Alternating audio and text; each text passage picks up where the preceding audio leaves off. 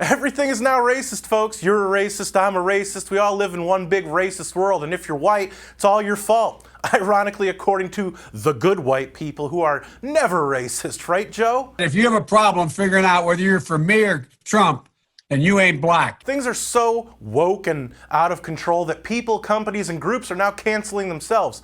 Let's put it this way. If Dr. Seuss is racist, everything and everyone are racists.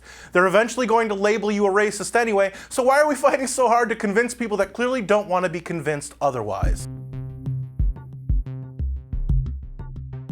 Hey everybody, thanks for joining me one more time for Things That Need to Be Said. For MRCTV, I'm Nick Kangadis. Before I get into it, please don't forget to subscribe to MRCTV's channel on Rumble. Who knows what the ever-changing algorithms of YouTube and Facebook will do to this and other videos, so follow us on a platform where we don't really have to worry about being censored. Now, on with the show. Since what we're talking about is a bigger problem than what just happened to a beloved children's book author, let me just get this out of the way. Dr. Seuss is not a racist, at least not in his works that he completed for kids. As far as him personally, well, we can only go by what his family and friends say or have said about him, not what some expert who never knew Dr. Seuss personally might surmise from their expert analysis. Much like the term racist, the label of expert doesn't mean much anymore. Dr. Seuss's stepdaughter, Lark Gray Diamond Cates, spoke to the New York Post and told them, quote, "There wasn't a racist bone in that man's body. He was so acutely aware of the world around him and cared so much," unquote. However, despite Diamond Cates' defending that her stepfather wasn't a racist, she still believes that taking the Seuss books in question out of publication is a quote-unquote wise decision. That being said, and I'm repeating myself here because it's important, Dr. Seuss's work in children's books was and is not racist. The people that overlook his legacy can claim whatever they like. It's just another instance of people bowing to pressure from those whose lives are so good in our modern society that they have to invent problems in order to feed their need for superiority over others, aka the woke mob. And that's all this is.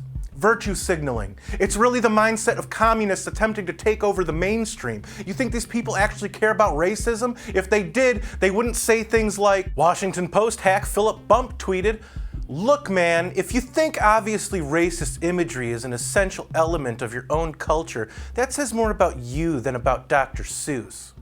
Thanks, whitest guy on the planet. Cuomo-sexual Trevor Noah, everyone should be a Cuomo-sexual, tweeted, "So we're just gonna cancel Dr. Seuss books because they're racist?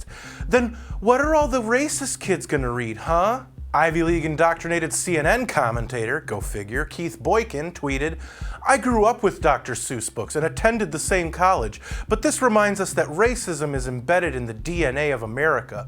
Anyone who claims they don't have a racist bone in their body hasn't thought very deeply about race in America." Now, Boykin didn't say what he tweeted because he's black, he said it because it sounds like an Ivy League approved narrative. And then there's people who are supposed to entertain using their crowdless platforms to continue their quest not to be funny, instead opting to preach to the rest of us about how we can be good anti-racists.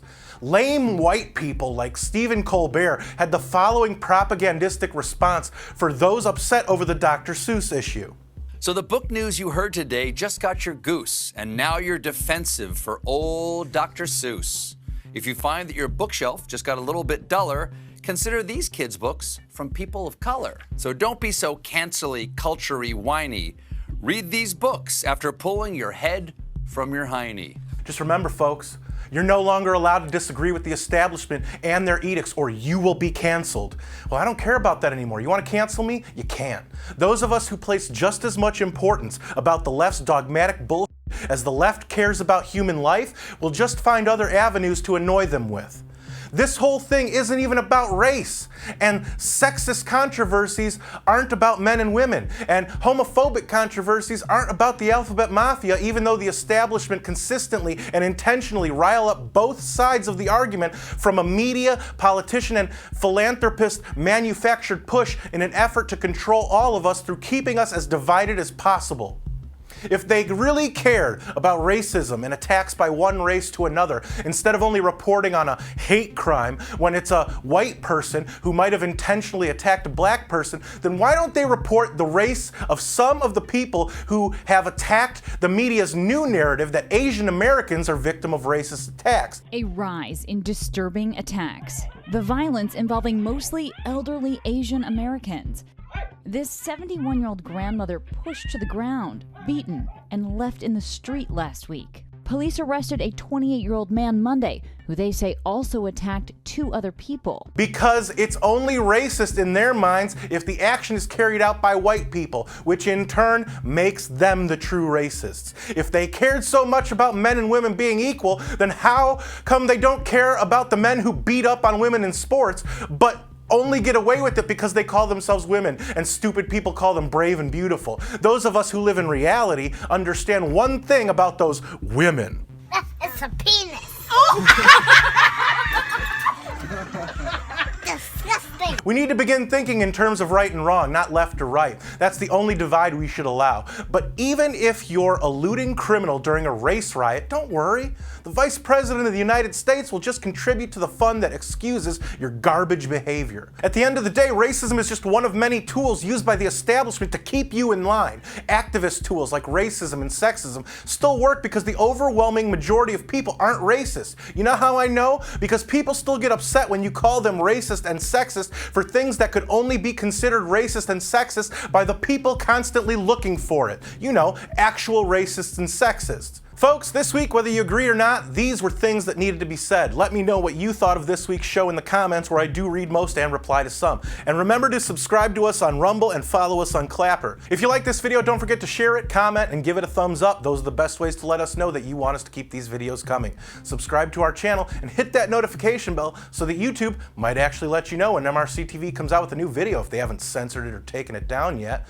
Like MRCTV's page and my page on Facebook. Both links will be in the description. And please check out more of our work at mrctv.org. For MRCTV, I'm Nick Kangadis.